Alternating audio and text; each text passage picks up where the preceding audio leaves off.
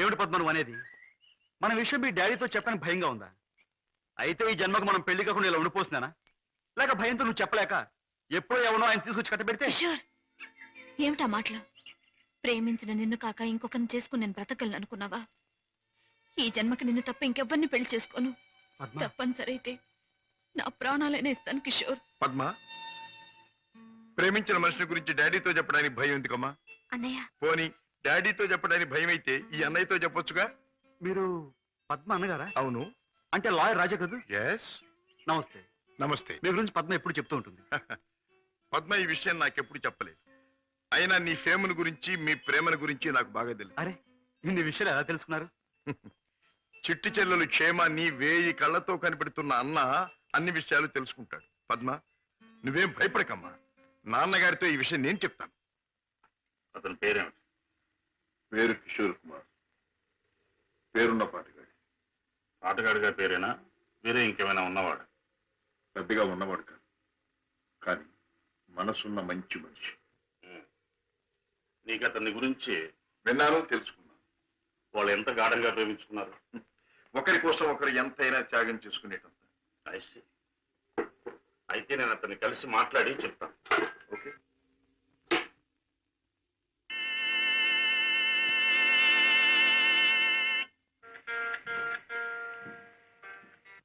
May I come in? Please come in.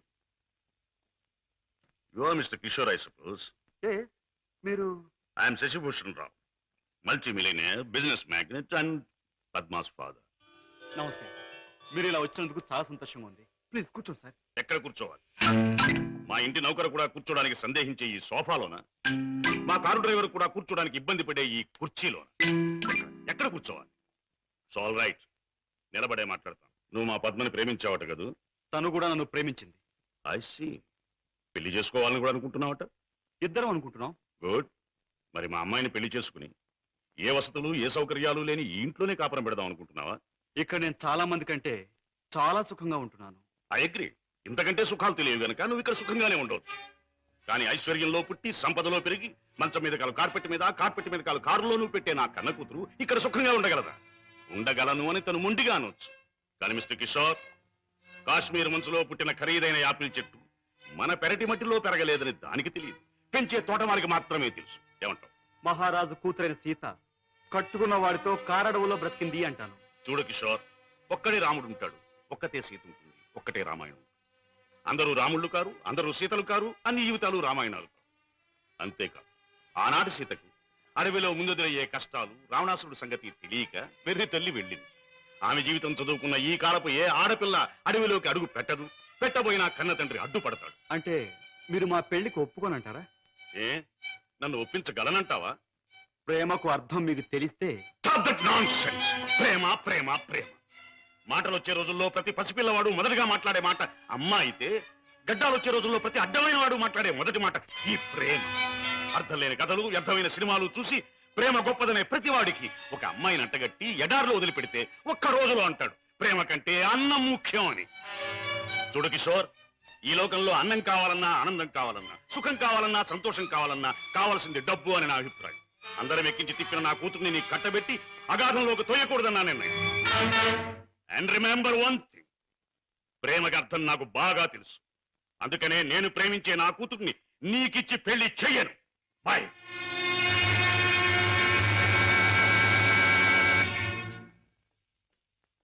Daddy, కిషోర్ని కలిశారా? అన్ని విషయాలు మాట్లాడారా? పెళ్లి ముహూర్తం నిశ్చయించారా? నిర్ణయించాను. రాజా, నేను ఇవాళ అర్జెంటుగా హాంకాంగ్ పెడుతున్నాను. వారం రోజుల్లో తిరిగి వస్తాను. నేను వచ్చిన 2వ రోజునే పద్మకి పెళ్లి. బట్ వన్ థింగ్, పద్మ పెళ్లి జరిగేది కిషోర్తో కాదు, నా స్నేహితుడైన కోటీశ్వరుని కొడుకుతో. డాడీ, ఇది నా తుది నిర్ణయం. It's final.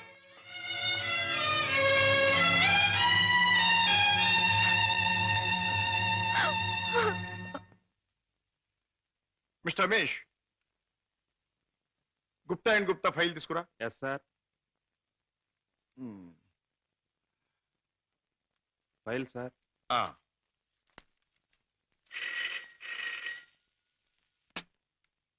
Hello, Raja speaking. నేనే అన్నయ్య. దురదృష్టవంతురాలైన నీ చెల్లెలు పద్మని. అన్నయ్య, పసితనంలో నా తొలి పలుకులు నువ్వు విన్నావు. ఇప్పుడు నా తుది పలుకులు వింటున్నావు. అమ్మా ఏమిటమ్మా నువ్వు మాట్లాడేది? తుది పలుకులు అంటున్నావు ఏమిటమ్మా? అంటే ఇవి నేను పోయే ముందు చెప్పే ఆఖరి మాటలన్నయ్యా. ఇంకొంతసేపట్లో నేను చావబోతున్నాను. ఏమిటి పద్మ నువ్వు అనేది? తమాషాగా మాట్లాడుతున్నావా? లేదన్నయ్యా, నిజమే చెప్తున్నాను. కోరుకున్న మనిషికి చేరువ కాలేను నేను అందరికీ దూరంగా వెళ్ళిపోతున్నాను. నా ముందు ఎన్నో నిద్ర మాత్రలున్నాయి. అంత పని చేయొద్దమ్మా. నా మీద నీ గౌరవం ఉంటే ఆ నిద్ర మాత్రం ముట్టుకోకమ్మా. డాడీకి చెప్పి నీకు కిషోర్కి పెళ్లి నేను జరిపిస్తానమ్మా. నా మాట నమ్మమ్మా, నా మాట నమ్ము. లేదన్నయ్య, డాడీ నా ఇష్టానికి ఒప్పుకోరు. ఆయన ఇష్టానికి నా మనసు అంగీకరించదు. అందుకే అమ్మ దగ్గరికి వెళ్ళిపోతున్నానన్నయ్య. నా గొంతులోకి మరికొన్ని మాత్రలు వెళ్ళిపోతున్నాయి. పద్మ పద్మ వద్దమ్మా, అంత పని చేయకమ్మా. నువ్వెక్కడి నుంచి మాట్లాడుతున్నావమ్మా? ఇంటి దగ్గర నుంచేనా? కాదన్నయ్య, ఇంట్లో అయితే చచ్చేటప్పుడు కూడా డాడీకి భయపడుతూ చావాలి. అందుకే ఊళ్ళో లేని ఒక స్నేహితురాలు ఇంటికొచ్చి, రమేష్ సార్, నువ్వు పక్క ఫ్లాట్కి వెళ్ళి ఎక్స్చేంజ్ ఫోన్ చేసి ఏ అడ్రస్ నుంచి ఈ ఫోన్ కాల్ వచ్చిందో తెలుసుకో. అమ్మా నువ్వు చావడం తప్పమ్మా. భగవంతుడు ఇచ్చిన బ్రతుకు చివరిదాకా బ్రతకాలమ్మా. కొన్ని బ్రతుకులు సవ్యంగా అంతమవక ఇలా అర్థాంతరంగా పోతూనే ఉంటాయి. చెల్లెమ్మా address sir. Padma Padma mister Raja, మీ చెల్లెలికి ఏమీ ప్రమాదం లేదు. స్టమక్ వాష్ చేసి గండం నుంచి బయటపడేట్టు చేశాం. స్పృహ వచ్చింది, వెళ్ళి చూడొచ్చు. Thank you very much. ఎంత సాహసం చేశావు. నిన్ను రక్షించుకోలేకపోతే ఈ అన్న జీవితాంతం కుమిలి కుమిలి బాధపడేవాడు. నన్నెందుకు రక్షించావయ్యా? ఎందుకు? కిషోర్తో నీ పెళ్లి జరిపించి నీ జీవితం కలకల్లాడుతూ ఉండేటట్టు చేయటానికి. అవును, డాడీ రాకుండానే దగ్గరుండి మీ పెళ్లి జరిపించడం. మూడు ముళ్ళు పడ్డాక ఆయన వచ్చినా మీతో రాజీ పడక.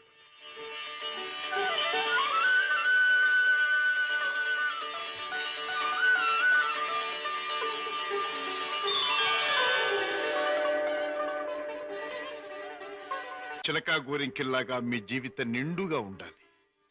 కిషోర్, నువ్వు పాడే పాటలాగే మీ జీవితం మధురాతి మధురం కావాలి. బావా, నేను కోరుకున్న పద్మని నా జీవిత భాగస్వామిగా చేశావు. Thank you very much.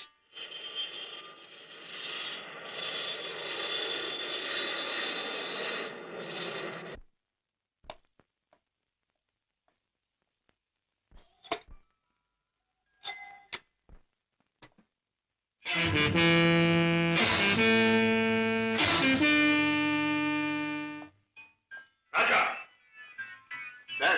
Padma ఇక్కడ. భర్తతో కాపురాలు దాని పెళ్లి ఎవరు చేశావు? కాని పని కాదు కనుక నేనే చేశాను. కన్నవాణ్ణి నేను కానివాణ్ణి అయ్యానా? నువ్వే నిర్ణయం తీసుకోవడానికి.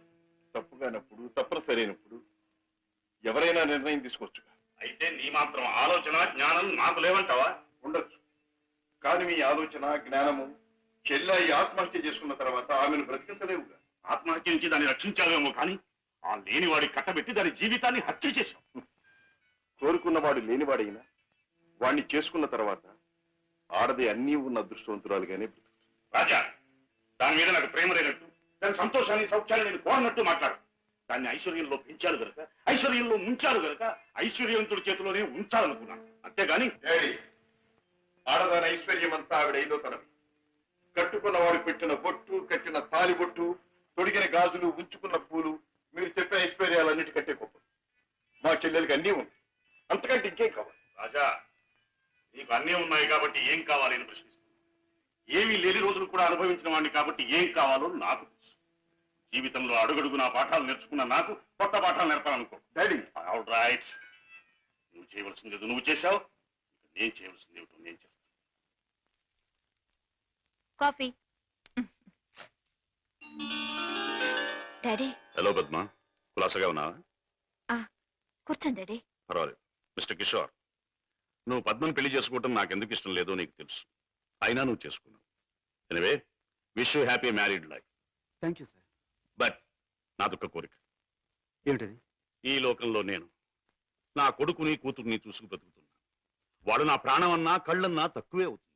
కారణం అంతకంటే ఎక్కువ కనుక. కిషోర్, ఆడపిల్ల కన్నవాళ్ళని, ఉన్న ఇంటిని, ఇంటి పేరుని వదులుకుని పరాయి వాడిని నమ్మి వెళ్ళిపోతుంది. అలా తమను వదిలి వెళ్ళి ఆమె సుఖంగా ఉండాలని ఉన్నంతలో కట్నాలని, కానుకలని, చీరలని, సారెలని ఇచ్చి పంపుతారు కన్నవాళ్ళు. అందరూ కన్నతండ్రుల్లాగే నేను కూడా నా కూతురు సుఖంగా ఉండాలని కోరుకుంటున్నాను. అయితే అందరి కన్నతండ్రుల కంటే నేను కలిగిన వాడిని కనుక, నువ్వేమీ లేనివాడివి కనుక ఇది నీకు ఇస్తున్నాను. చెక్ బుక్ నీ ఇష్టం వచ్చినంత డ్రా చేసుకో.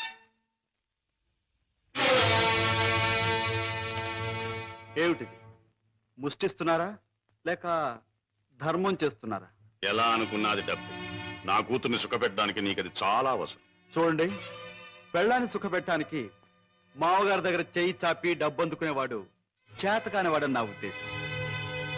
నా భార్య కోసం సౌఖ్యం సౌకర్యాలు ఏర్పాటు చేసి ఆనందంగా ఉండేట్లు చేయగలను నేను.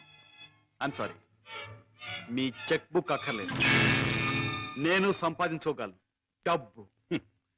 గిటారు వాయించటం, గొంతెత్తి పాడడం అంత సులభం అనుకుంటున్నావా డబ్బు సంపాదించడం? తలుచుకోవాలి కానీ ఈ లోకంలో డబ్బు సంపాదించడం అంత తేలికైన విషయం మరొకటి లేదు. అంత ఖచ్చితంగా ఎలా చెప్పగలవు? చెప్పడం కాదు, చేసి చూపిస్తాను. ఓ, అంత సమర్థుడివా? Well, let's see. డాడీ కాసేపు ఉండి వెళ్ళండి డాడీ. నో, నేను వెళ్ళాలి. పద్మ, ఈ డాడీని చూడాలనిపిస్తే నువ్వు ఎప్పుడైనా ఇంటికి రావచ్చు. Best of luck.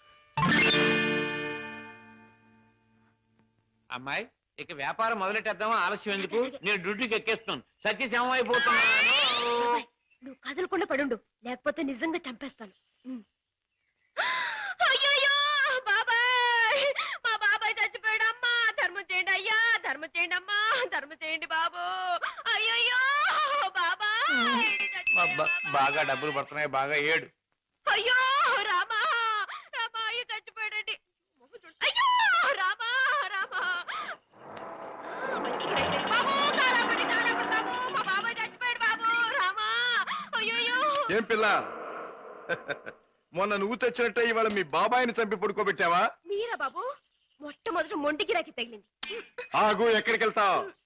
ఇవాళ ఏమైనా సరే ఖచ్చితంగా పెట్రోల్ పోసి శవాన్ని తగలబెడతాను.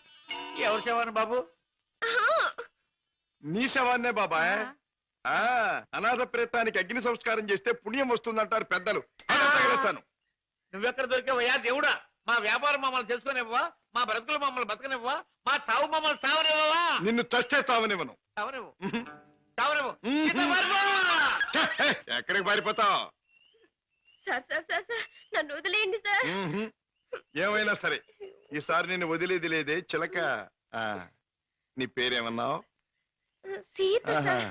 రాముడు ఎక్కడ తగల్లా? లేదు సార్. అందుకే ఇలా ఆంజనేయుడి వెంటబడి అడ్డమైన దారులు తొక్కుతున్నావు. ఈసారి నీకు అత్తవారింట రాజ మర్యాదలు తప్ప. సార్ సార్, నన్ను జైల్లో పెట్టిస్తే ఇద్దరు పసివాళ్ళు ఏడుస్తారు. వాళ్ళ ఉసురు మీకు తగులుతుంది. ఇద్దరు పసివాళ్ళ? అయితే నీ కట్టుకథ చెప్పి నన్ను తప్పించుకుందాం అనుకుంటున్నావా? కథ కాదు సార్, నిజం. దేవుడు తోడు. వాళ్ళని పెంచడం కోసమే నేను ఈ వేషాలు వేసేది. నువ్వు చెబుతున్న మాటలు వింటుంటే నాకు నిజమే అనిపిస్తుంది. ఆయన చూడు, నేను వకీల్ని. సాక్ష్యాలు లేదే దేన్ని నమ్మను. చూపిద్దు గాని పద. పదండి. బాబు, పాపా, ఇదిగో మీకు బిస్కెట్స్ తీసుకోండి. బాబు, పాప బాగా చదువుకుంటున్నారా? బాగా చదువుకుంటున్నా మమ్మీ. పాపా, అల్లరి చేయకుండా బుద్ధిగా ఉంటున్నావా? మమ్మీ మమ్మీ మమ్మీ డాడీ ఎక్కడ? డాడీ చాలా దూరంలో ఉన్నారు. ట్రైనింగ్ పూర్తయిన వెంటనే తప్పకుండా వచ్చేస్తారు. త్వరగా రమ్మని ఉత్తరం రాయి అలాగే, మమ్మీ. తప్పకుండా రాస్తాను. టైం అయిపోతుంది, వెళ్ళండి. మమ్మీ, టాటా. సీత, ఆ పిల్లలు దురదృష్టవంతురాలైన మా అక్క పిల్లలు. ఒక మగవాడిని నమ్మి 2 బిడ్డలకు తల్లి అయింది. ఆ తర్వాత అతను మోసం చేశాడు. తట్టుకోలేని అక్క ఆత్మహత్య చేసుకుంది. అమ్మను కాకపోయినా ఆడ మనసు గల నేను వాళ్ళ బాధ్యత అందుకున్నాను. మాట రాగానే అమ్మ అనే వాళ్ళ పిలుపుకి తల ఊపాను. తల్లినయ్యాను. లోకంలో చెడుకి పాపానికి దూరంగా పువ్వుల్లా వాళ్ళు పెరగాలని ఇక్కడ చేర్చాను. వాళ్ళ పెంపకం కోసం, ఖర్చుల కోసం తప్పనిసరిగా బాబాయ్తో చేరి మోసాలు ఆరంభించాను. సీత, నీ లక్ష్యం చాలా ఉన్నతమైంది. అది సాధించటానికి అడ్డదారులు దొక్కక్కర్లేదు. ఏదైనా ఉద్యోగం చేసుకోవచ్చుగా. బాబు గారు, నేను ఎస్ఎల్సి చదివాను. ఉద్యోగం చేయాలనుకున్నాను. కానీ ఆడపిల్ల దీనంగా ఉద్యోగం అడిగితే ప్రతివాడికి మొదట తట్టేది తప్పుడు ఆలోచనే. ఉద్యోగం కోసం పాడయి డబ్బు కోసం పతనం అవటం కంటే మోసం చేయటమే మంచిదనుకున్నాను.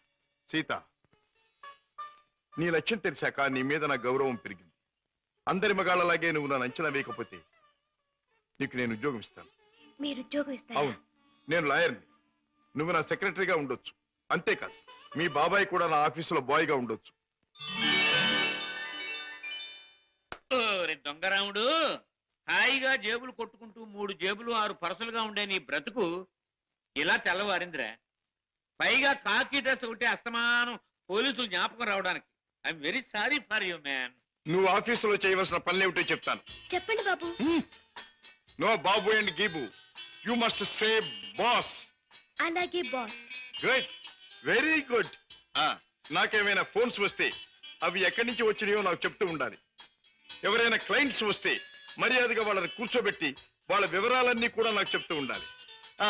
నీకు టైప్ వచ్చున్నావు గనక నేను అవసరం వచ్చినప్పుడు చెప్పిన విషయాలన్నీ కూడా టైప్ చేస్తూ ఉండాలి. ఓకే? అది నీ సీట్. వెళ్ళి కూర్చో. సరే, ఇది ఆఫీస్ టైంలో పని. మరి ఆఫీస్ టైం కానప్పుడు? అది ఆఫీసులో చెప్పడానికి వీల్లేదు. ఆ టైం వచ్చినప్పుడు, నాకు అవసరం వచ్చినప్పుడు అలాగే చెప్తాను. గో. ఓకే. గో.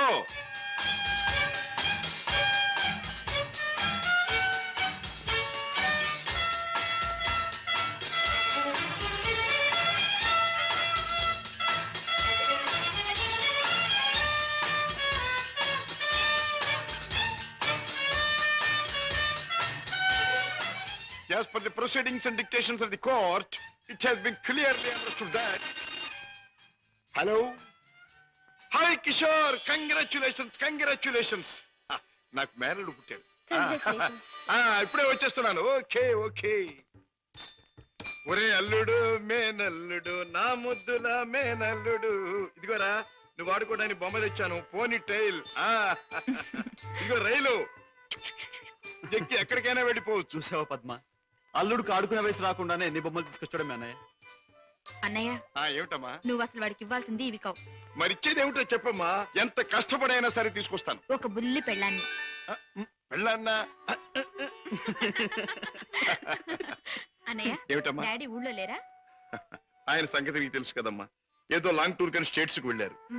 తాతగారు అయ్యారని నేనే టెలిఫోన్ లో చెప్పాను. ఓకే అమ్మ, టైం అయింది, వస్తాను. కిషోర్, నా చెల్లెలి కాపురాన్ని చూస్తుంటే నాకెంతో ఆనందంగా ఉంది. ప్రేమించే భర్త, ముద్దొచ్చే బిడ్డ, చక్కని ఇల్లు, ఇంతకంటే ఏం కావాలి? నువ్వు పువ్వుల్లో పెట్టి చూసుకుంటున్నావని కూడా తెలిసింది.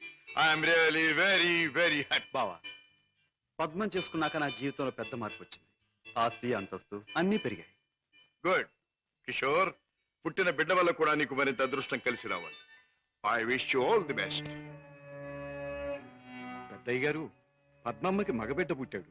తెలుసు, తాజా ఫోన్ లో చెప్పాడు. బుల్లిబాబు ఎంతో ముద్దుగా ఉన్నాడు పెద్దయ్య గారు. పద్మమ్మ బాబుకి మీ పేరే పెట్టుకుంది. అవునయ్య గారు, మీరెక్కడున్నా ఆ పసివాళ్ళలో మిమ్మల్ని చూసుకోవచ్చని మీ పేరే పెట్టిందిట. రామయ్య, అయ్యా. ఇదిగో ఈ డబ్బుతో బాబు కావాల్సినవన్నీ కొని తీసుకెళ్ళు. అలాగేనయ్యా. ఇదిగో తాతయ్య పంపించాడని చెప్పు. అలాగేనయ్యా. ఏరా, ఇంత పెద్ద మామయ్యకి ఎసరు పెట్టేటట్టున్నావు. ఆ అమ్మాయి నీ పెళ్ళాం కాదురా. ఆ అమ్మాయిని అడిగితే నీకు పెళ్ళాన్ని ఇస్తుంది. చలో చలో. ఏం బాబు, ఏం కావాలి? చాక్లెటా? కాదు పెళ్ళం కావాలి. ఎక్కడ దాచా? పెళ్ళావా? అవును మావి చెప్పాడు.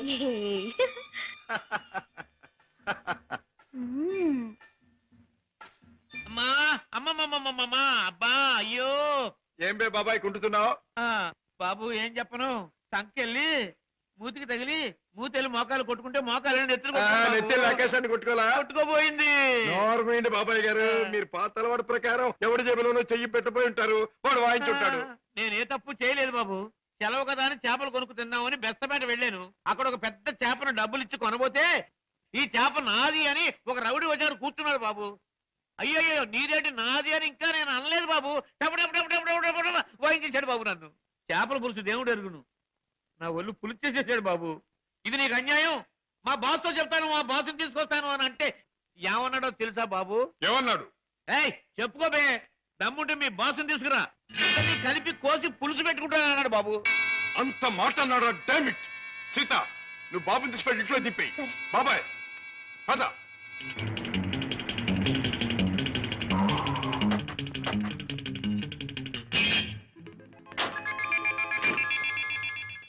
అక్కడే సార్ వాడు నన్ను పట్టు కొట్టింది. పద. సార్ సార్ సార్ నాకు భయంగా ఉంది సార్, నేను కారులో ఉంటాను సార్. నేను వింటున్నాను కదరా, పద. అయ్యో అయ్యయ్యో ఇప్పుడే కదా సార్ తన్నాడు. బాబు బాబు బాబు కదా నా బాబు. వీరికి సన్నాసి. 5 రూపాయలమ్మా. ఇదిగో ఇక్కడ రౌడీ నాకు లేవడు. ఆడితో ఎందుకు బాబు గొడవ? మీ దారి మీరు వెళ్ళిపోండి. పెడతాను కానీ వాడు ఎక్కడున్నాడో చెప్పండి. ఇక్కడే ఉన్నాను బే.